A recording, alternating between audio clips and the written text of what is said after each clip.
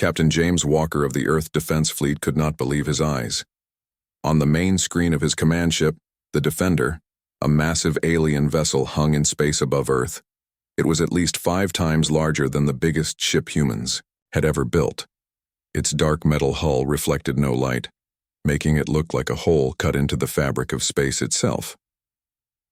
"How long has it been there?" Walker asked, his voice steady despite his racing heart. Lieutenant Susan Miller looked up from her station. 3 days, sir. It appeared without warning. Our sensors didn't detect its approach." Walker nodded slowly. The alien ship had arrived while he was on leave. He had been called back to duty immediately, cutting short his first vacation in 3 years. "And they've made contact?" "Yes, sir. Twice already." Miller's face showed her worry. "They call themselves the Galactic Empire. Their messages have been direct." Walker straightened his uniform jacket. "Show me." Miller tapped at her control panel. The main screen changed to show a strange face. The being had dark green scales instead of skin. Its eyes were large and yellow with vertical pupils like a cat's. When it spoke, rows of small, sharp teeth flashed. "I am Lord Drac, commander of the Imperial Vanguard Fleet. Your planet is now under Empire control. Your resources belong to us. Your people will serve. This is the way of the Empire. This is the way of the galaxy." The message was short. Too short. Walker frowned. "That's it? No room for talk? No chance to learn about each other?" "No, sir," Miller replied. The second message was the same, just with a deadline. "They want our answer in 24 hours. That was yesterday. Walker checked the time. "So we have about 6 hours left." He paced across the bridge, thinking. Earth had only developed space travel 50 years ago. The defense fleet was new, built to protect Earth from asteroids and to explore the solar system. Their ships had weapons, yes, but nothing that could match what sensors said the alien vessel carried. "Are they hailing us again?" Walker asked. As if on cue, Miller's console beeped. "Yes, sir, coming in now." "Put them through." The screen changed again to show Lord Drac. Up close, Walker could see strange metal devices attached to the alien's head, pulsing with blue light. "Captain Walker," Drac said, his voice deep and rumbling, "your leaders tell me you speak for Earth's defense." Walker stood tall. "I am one of many who work to keep Earth safe, yes." Drac's yellow eyes narrowed. "Then you will deliver your planet's surrender. The Empire has claimed this world. Your resources are needed for our expansion. Your people will serve as labor. This is generous. Many worlds received no such offer." Walker kept his face calm, though anger burned inside him. "Lord Drac, Earth respectfully declines your offer. We propose instead a trading partnership that would—" "Impossible," Drac cut him off. "You have no power here. Your weapons are toys compared to Imperial technology. We have conquered 10,000 worlds. Yours is nothing special." "Every world is special to those who call it home," Walker said quietly. Drac made a sound like rocks grinding together. Walker realized the alien was laughing. Home. A primitive concept. The Empire is home. All else is resource. Drac leaned closer to whatever device was capturing his image. "You have 24 hours to surrender or we begin destroying your cities one by one." The screen went black. Walker turned to his bridge crew. Their faces showed fear, anger, and determination all at once. "Get me Admiral Gray and the United Earth Council," he ordered, "and tell Dr. Thomas to meet me in the lab immediately." Walker strode into the main science lab aboard the space station that orbited Earth. Screens lined the walls, each showing different data about the Imperial ship. Dr. Anna Thomas didn't look up from her work when he entered. She was tall and thin, with gray hair tied back tightly. Her hands moved quickly over a control panel. "Captain," she said, still focused on her work. "About time you got here." Walker had known Dr. Thomas for 15 years. She didn't waste time with formalities. It was one of the things he liked about her. "What have you found?" he asked. moving to stand beside her. Now she looked up, her eyes bright with excitement. Something amazing, James. Something that might save us all. She pointed to a screen showing energy readings from the Imperial ship. Look at these patterns. Their ship puts out more power than our entire planet uses in a year. But it's not normal energy. They're pulling it directly from, well, the best way to describe it is another dimension. Walker studied the readings. Is that even possible? Apparently so. And they've been using this technology for thousands of years based on how refined it is. She tapped another screen. But here's the interesting part.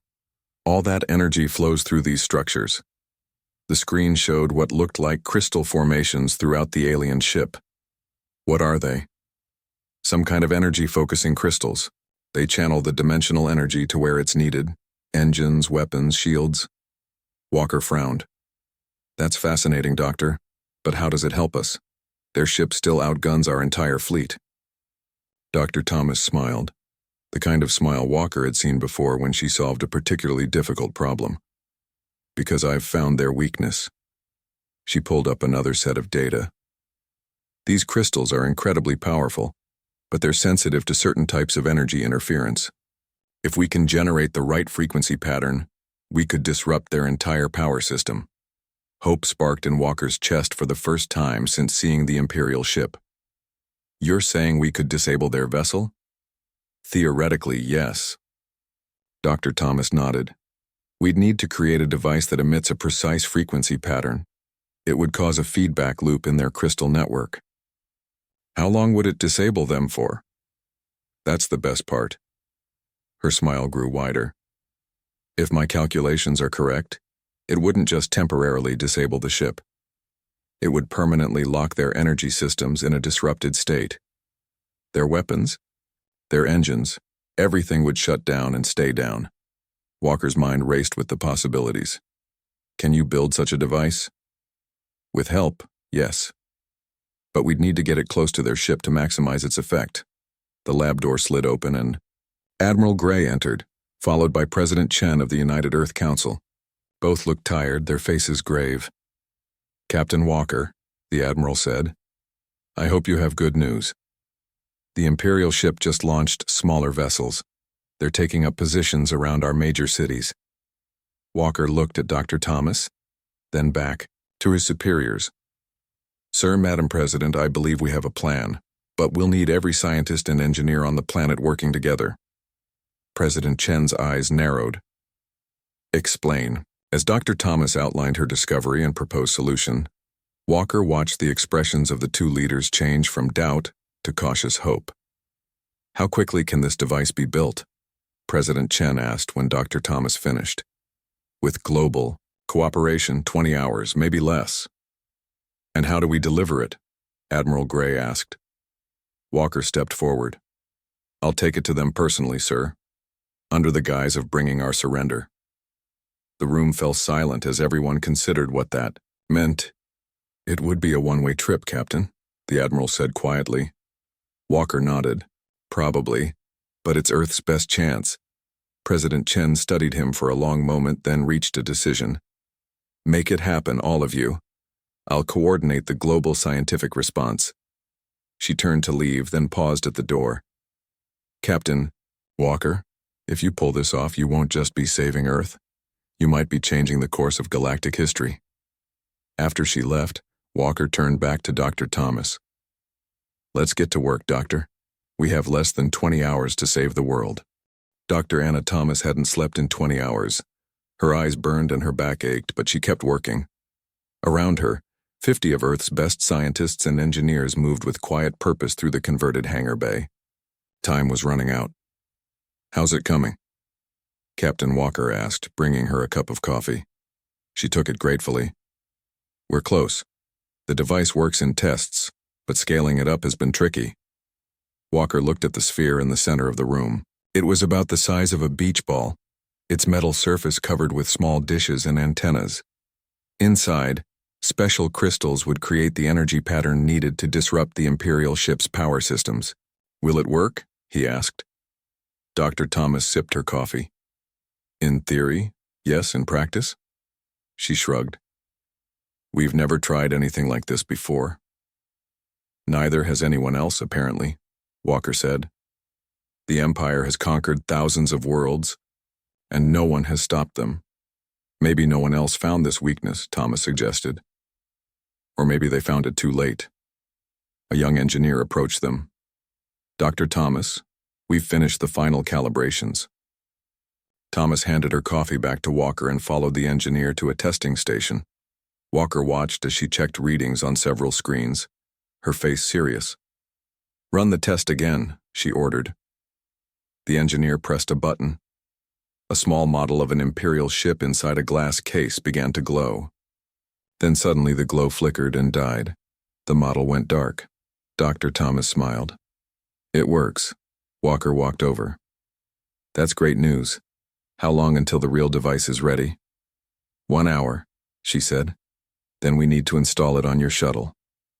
Walker nodded. The plan was simple but dangerous. He would take a small team on a shuttle to the Imperial ship, claiming to bring Earth's surrender. Once aboard, they would activate the device, which they now called the lockout pulse.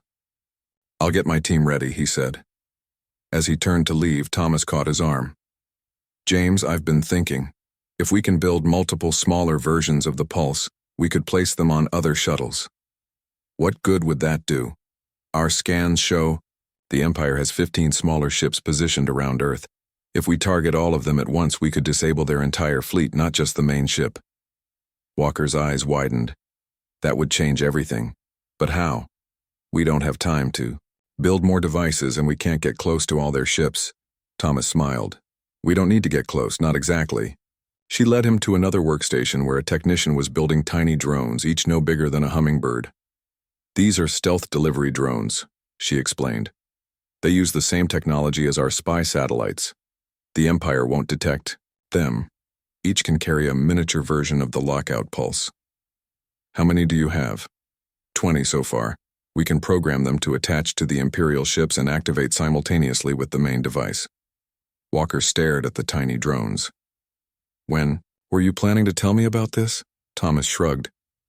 I just did. Admiral Gray studied the plan on the screen before him. The United Earth Council members behind him whispered among themselves. It's risky, the Admiral said finally. If the Empire detects these drones before they're in position. They won't, Dr. Thomas assured him. Our stealth technology is designed to hide from our own sensors, which work on similar principles to the Imperial scans. President Chen stepped forward. And if this works, all their ships will be disabled? Permanently? Based on our tests, yes, Thomas said. The crystal networks in their ships will lock in a disrupted state. They'll have life support and basic functions, but no weapons, no engines, no shields. And no way to call for help, Walker added. The room fell silent as everyone considered what this meant. How do we know they don't have more ships nearby? Asked one of the council members. We don't, Walker admitted. But our long-range scans haven't detected any other vessels in our solar system.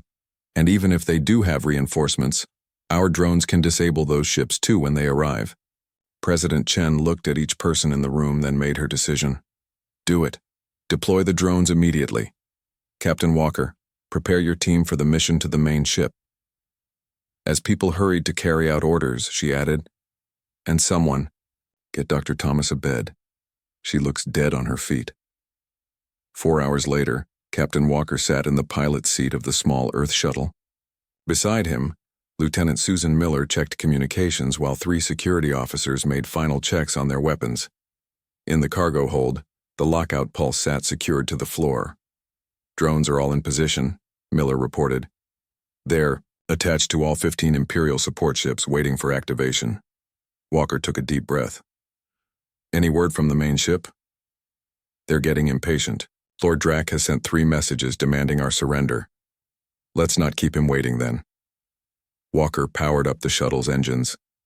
Earth Command, this is Captain Walker. We're ready to launch. Admiral Gray's voice came through the speaker. Proceed, Captain. And good luck. The shuttle lifted off from the Earth Defense Fleet Station, moving slowly toward the massive Imperial ship. As they approached, Walker could see details of its hull, strange symbols and patterns etched into the dark metal. Imperial vessel. This is Earth Shuttle requesting permission to dock, Walker transmitted. We bring our formal response to your terms. There was a long pause before Lord Drack's voice responded. Permission granted. Approach docking bay 3. Miller looked at Walker. That was too easy. They think they've won, Walker said. They have no reason to suspect anything. The shuttle moved into position, guided by lights that appeared on the Imperial ship's hull. A massive door opened, revealing a hangar large enough to hold dozens of Earth shuttles. Remember the plan, Walker told his team as they prepared to land. We act defeated. We ask to speak to Lord Drack personally, to deliver our surrender. Once we're in the command center, we activate the pulse. The shuttle touched down with a gentle bump. Through the view screen, Walker could see tall, four-armed aliens in armored suits waiting for them. Showtime, he said quietly. The team left. The shuttle, leaving the lockout pulse hidden inside. The Imperial guards surrounded them immediately. Each alien stood nearly 7 feet tall, with the same scaled skin as Lord Drack, though their scales were lighter in color. You will follow, one guard said in rough English. No weapons allowed. Walker and his team handed over their sidearms without protest. As planned, Miller kept the small activation device hidden in her sleeve. The aliens led them through corridors lit with blue light. Walker memorized their path, noting details of the ship's interior. The walls hummed with energy, and strange, crystal formations could be seen embedded in various panels. After several minutes, they reached what appeared to be the command center. Lord Drack stood on a raised platform surrounded by officers working at crystal control panels. Captain Walker, Drack said, his yellow eyes gleaming. You have chosen wisely to surrender. Your species will serve the Empire well. Walker stepped forward, looking appropriately defeated. We request that Earth be allowed to maintain some self-governance under Imperial rule. Drack made that grinding laugh sound again. You are in no position to make requests. Where are your surrender documents? We have prepared them, Walker said. He glanced at Miller, who nodded slightly. The drones were ready. But first, I bring Earth's formal response to your demands. He nodded to Miller, who pressed the hidden device on her wrist. Throughout the ship, crystal formations suddenly pulsed with red light instead of blue. Alarm sounds blared. The same was happening on every Imperial ship orbiting Earth as the drones. Activated. What is happening? Drack roared as his officers scrambled at their control panels. System failure across all networks, one officer reported, panic in his voice. Crystal matrix locked in disruption pattern. We call it the lockout pulse, Walker explained calmly. It creates a feedback loop in your dimensional energy system. Drack lunged toward him, but stopped when the ship's lights flickered. Life support failing. Switching to emergency power. Another officer called out. What have you done? Drack demanded, fury in his eyes.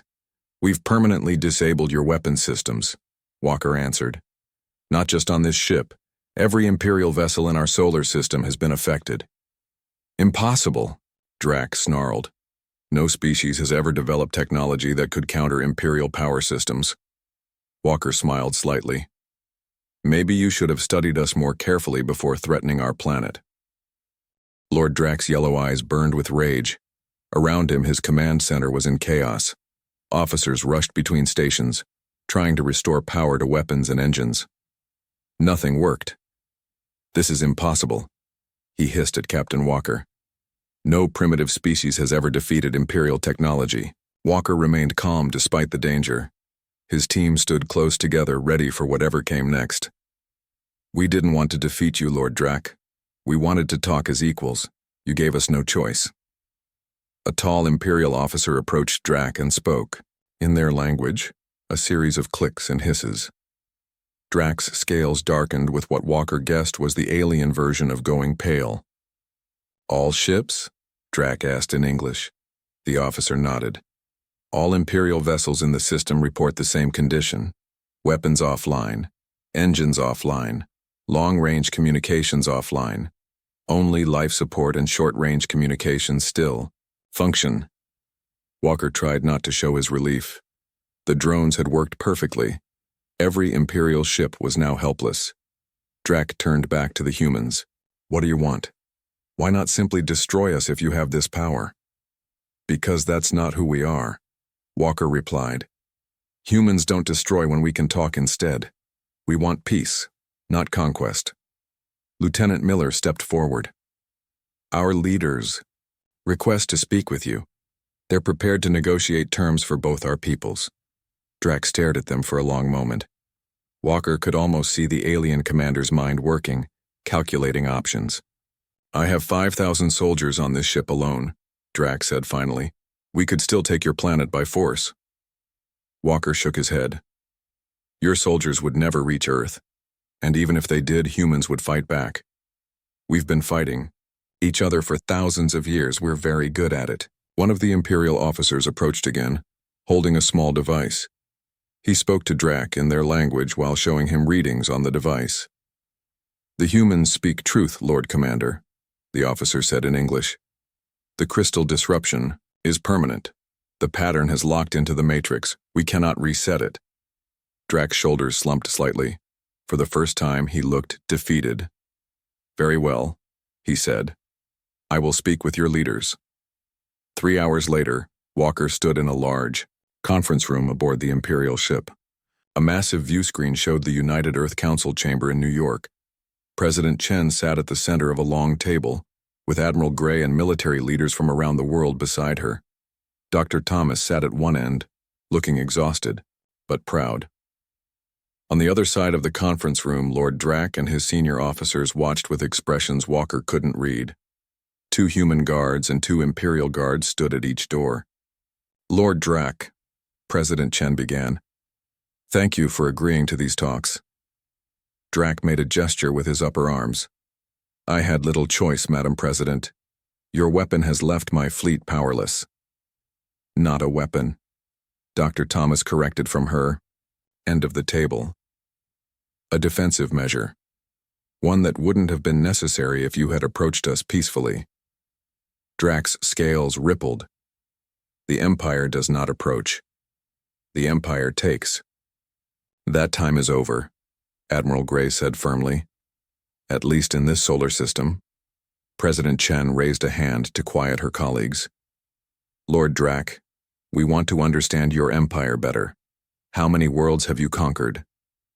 10,342 inhabited planets have joined the Empire, Drac replied.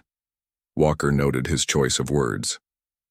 Joined, instead of been conquered. And these worlds, President Chen continued, do they all serve as resource planets and labor forces? Drac hesitated. Most provide resources.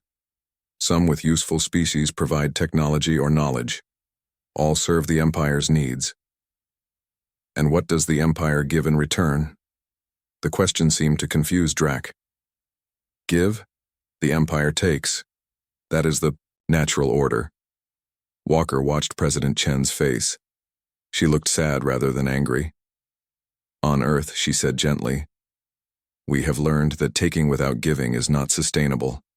Relationships between people or planets must benefit both sides to last.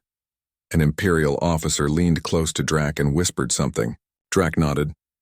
Your idea is strange to us, he admitted. But we are willing to listen. Our situation leaves us little choice. President Chen smiled. Excellent. Here are our terms. First, the Imperial fleet will remain in Earth orbit, but under joint human-Imperial control. Second, you will share information about the galaxy and other civilizations. Third, we will establish a fair trading system between Earth and your empire. Drac's eyes narrowed. And what do we receive in return? We will not share the crystal disruption technology with other worlds in your empire. The room fell silent. Walker saw the Imperial officers exchange glances. This was the leverage Earth needed. You would keep such knowledge to yourselves? Drac asked finally. For now, President Chen replied, as a gesture of good faith. But understand this, Lord Drac. If your empire attacks Earth again, Or if we learn you have attacked any other world after today, we will share this technology with every planet in the galaxy." Drax stood very still, considering. Then he made a formal gesture with all four arms. "The Empire accepts these terms," he said. 2 days later, Walker sat with Dr. Thomas in her lab, watching technicians examine parts from an Imperial shuttle. The aliens had agreed to share some of their technology as part of the new agreement. "Can you believe how quickly things changed?" Thomas asked, sipping her coffee. She had finally gotten some sleep and looked much better. Walker nodded. "From facing destruction to negotiating with an empire in less than a week. It's hard to process." "The president wants to send a delegation to the Imperial capital world," Thomas said, "to establish formal diplomatic relations. Are you going?" She smiled. "They asked me to lead the science team. Apparently I'm the galaxy's expert on Imperial crystal technology now." Walker laughed. "Well deserved. You saved Earth, Anna."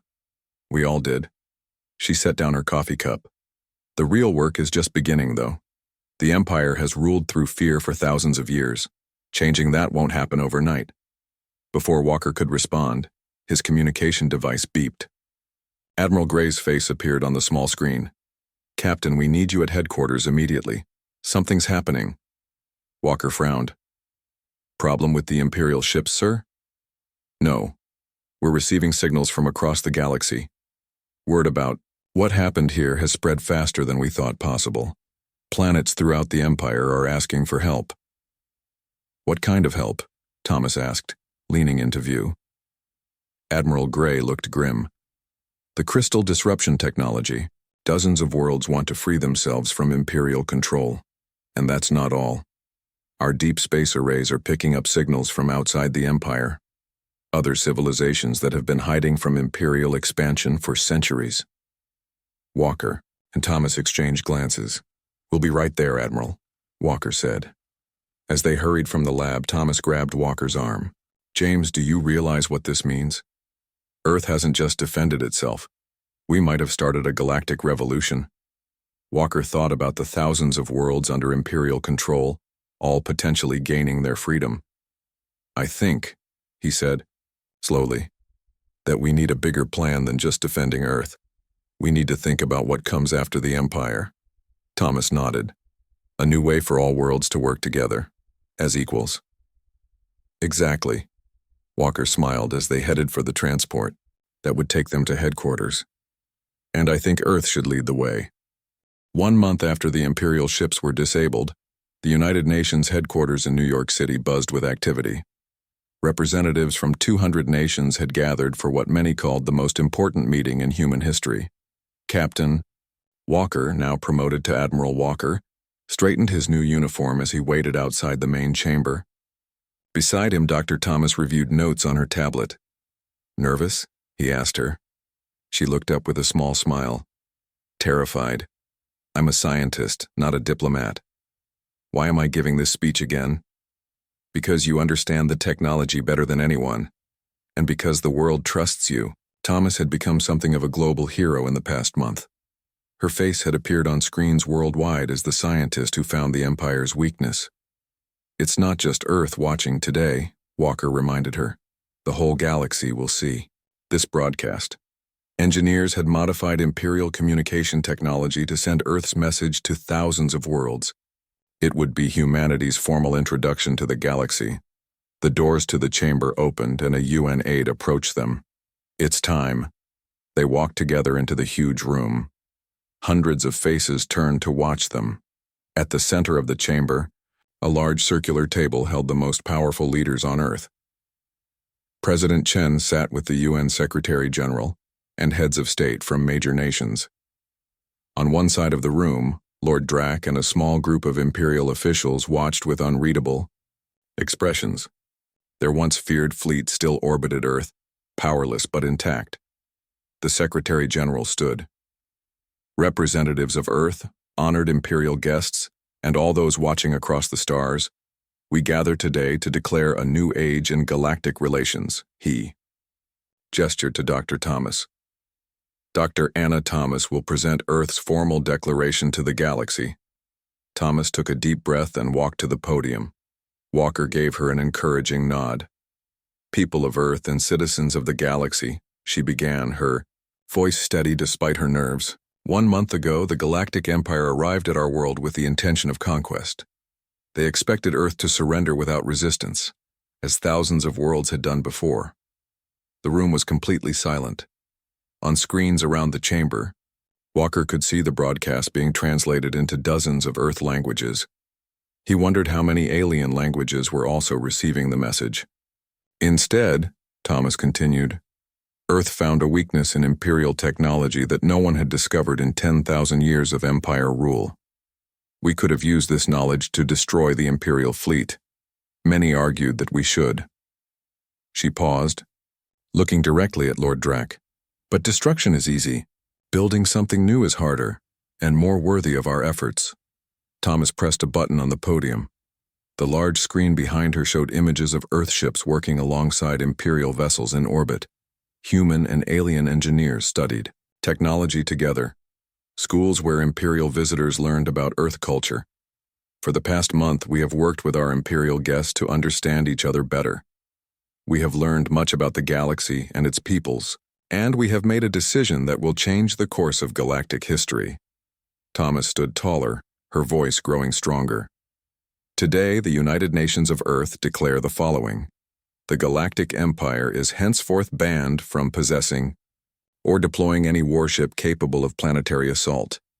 Any Imperial vessel with weapons capabilities will be immediately and permanently disabled upon approaching any protected system." On screens throughout the chamber, Lord Drac and the Imperial Council watched from their capital world.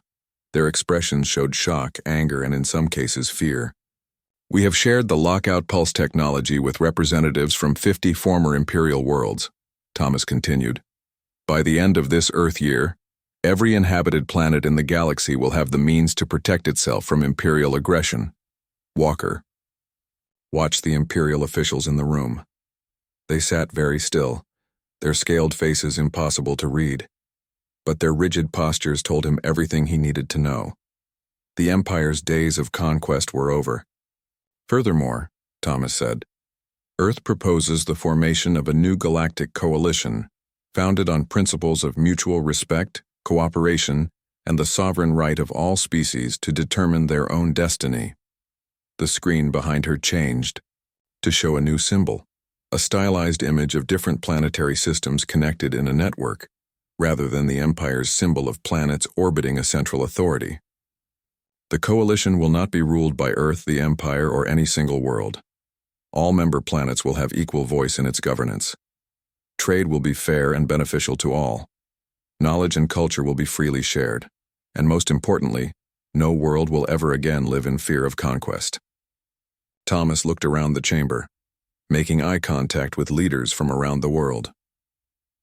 "Our scientists have already begun improving upon Imperial technology. We have discovered ways to extract dimensional energy more efficiently and safely than Imperial methods. We offer these advances to all worlds who join our coalition." Walker felt pride swell in his chest. In just 1 month, Earth scientists had not only understood Imperial technology but had improved it. Dr. Thomas had led that effort, working day and night with teams from dozens of countries. "To the Empire," Thomas said, her tone softening slightly, "we extend an invitation. Join us as equals, not conquerors. Your knowledge and experience would be valuable to the coalition. Your worlds would prosper more through cooperation than domination."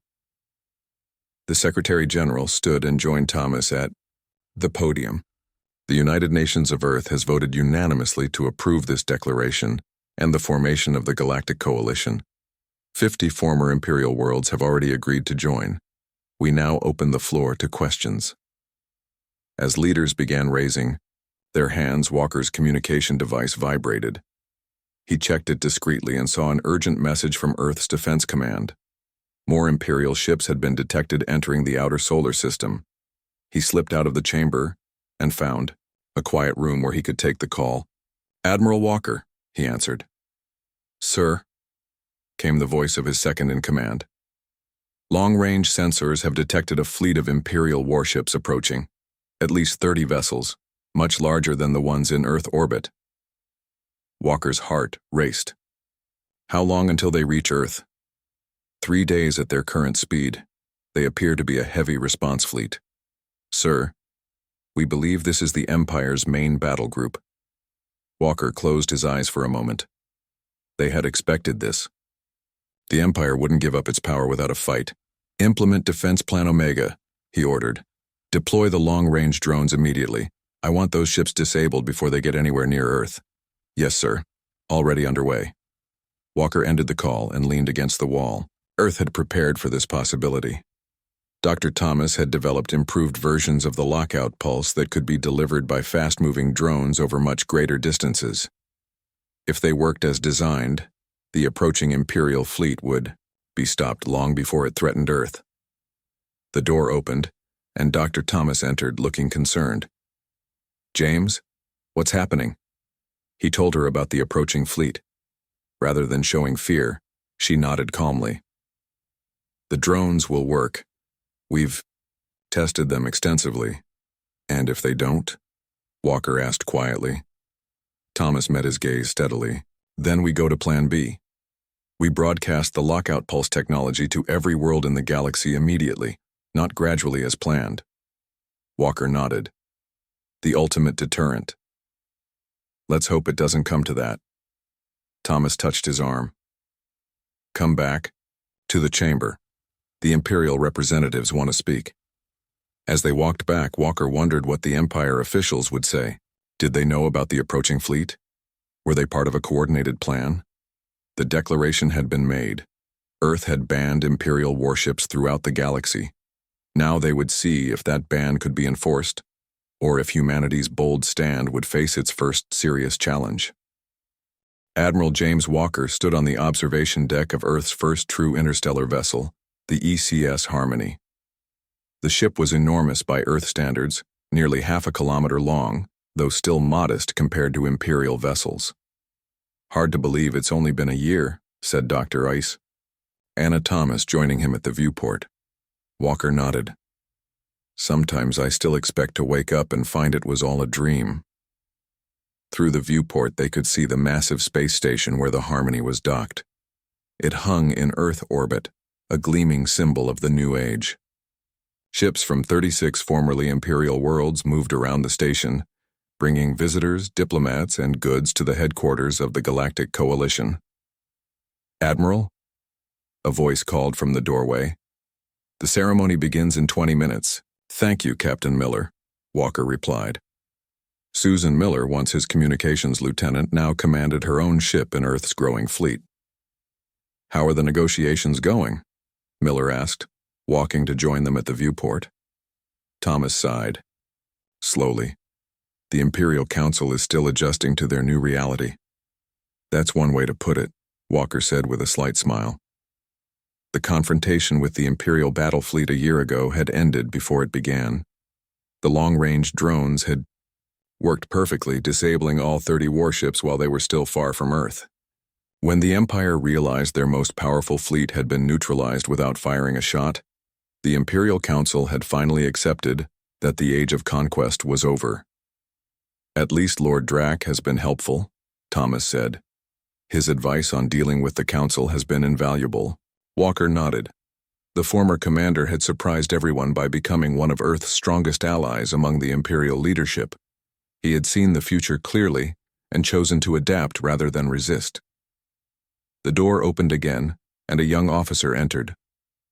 Admiral, the Coalition representatives have arrived for the pre-launch meeting. Thank you, we'll be right there. As the officer left, Walker turned to Thomas. Ready to make history again, Doctor? She straightened her formal uniform, a blue jacket with the Coalition emblem on the shoulder. As ready as I'll ever be. The Harmony's main conference room was filled with representatives from Coalition worlds. Humans mingled with beings of various shapes, sizes, and colors. Walker recognized many species from the database the Empire had shared. The tall, four-armed Keelar, the small, quick-moving Trill, the crystalline Vox, and dozens more. At the head of the room stood a raised platform. Walker, Thomas, and other Earth leaders took their places beside representatives from former Imperial worlds. The room quieted as Lord Drac stepped onto the platform. His green scales had a golden tint now, a sign of aging in his species. "Citizens of the Coalition," he began, his voice carrying easily through the room. "Today marks the start of a journey that would have been unimaginable 1 year ago." Walker watched the faces in the crowd. A year ago, many of these beings had been enemies or strangers. Now they were allies, partners in the greatest political experiment in galactic history. "The harmony," Drac continued, "represents our shared future.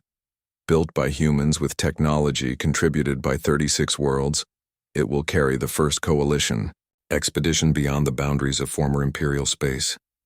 Thomas leaned close to Walker. "Did you ever imagine Drac would become such a diplomat?" Walker shook his head slightly. The former Imperial commander had proven remarkably adaptable. "Admiral Walker will lead this historic mission," Drac announced, gesturing for Walker to step forward. Walker moved to the center of the platform. "Thank you, Lord Drac." He looked out at the assembled representatives.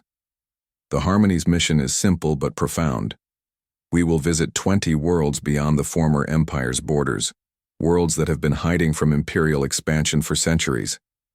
We go not as conquerors but as messengers of a new age." The crowd applauded. Walker waited for the sound to die down before continuing.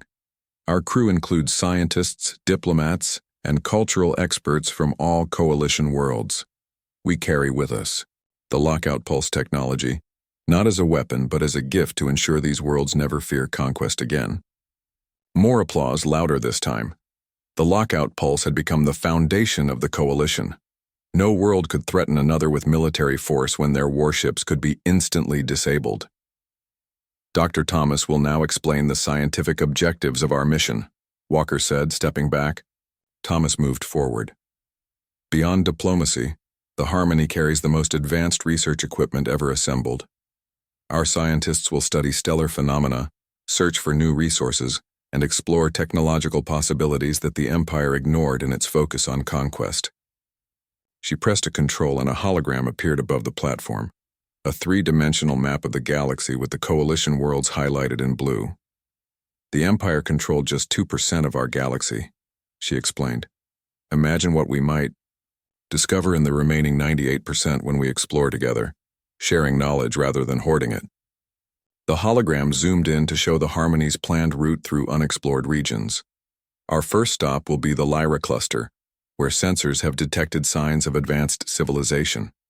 From there, we'll visit the Carina Nebula, the Taurus, Dark Region, and 17 other destinations over a 2-year journey." As Thomas continued detailing the mission, Walker watched the faces in the crowd. He saw excitement, hope, and curiosity, emotions the Empire had suppressed for millennia in favor of fear and obedience. A delegation of former Imperial scientists approached the platform as Thomas finished speaking. Their leader, a younger member of Drac's species named Krell, stepped forward. "Admiral Walker," Krell said respectfully, "my team has completed the final modifications to the Harmony's propulsion system. With the refinements to the dimensional energy extractors, the ship will travel 3 times faster than any Imperial vessel ever achieved." "Thank you, Mentor Krell," Walker replied with the proper formal title. "Your contributions have been invaluable." As the delegation departed, a human representative stepped up to the podium, the UN Secretary-General. "Before we conclude this ceremony," he announced, "I have important news to share. The Imperial Council has just transmitted their final decision regarding the Coalition Charter." The room fell completely silent. This was the moment everyone had been waiting for. Would the Empire formally join the Coalition as an equal member, or would they remain separate, clinging to the remnants of their former power? The Secretary-General smiled. "By unanimous vote, the Imperial Council has ratified the Charter. The Galactic Empire is no more. In its place, the former Imperial capital world of Drosha will join the Coalition as an equal member, with the same rights and responsibilities as all other worlds." The room erupted in cheers. Walker felt Thomas grab his arm in excitement. "They actually did it," she whispered. "The Empire is truly over." Walker nodded, too moved to speak. The peaceful transition no one had thought possible had finally happened. As the celebration continued around them, Walker and Thomas stepped away to a quieter corner of the room. "You know what still amazes me?" Walker said softly. "We didn't just defend Earth. We changed the fundamental nature of galactic civilization." "That's humanity for you," Thomas replied with a smile. "We've always been better at building than destroying." Walker looked out the viewport at Earth, beautiful and blue against the blackness of space. "Tomorrow we leave all this behind. 2 years exploring the unknown." "Scared?" Thomas asked. Walker considered the question. "No," he said finally. "For the first time since the Imperial ships appeared, I'm just excited. The galaxy isn't something to fear anymore. It's something to discover." The Harmony's engines hummed to life, preparing to carry humanity and their new allies into a future brighter than any species had dared imagine before Earth declared the impossible and made it reality. The end.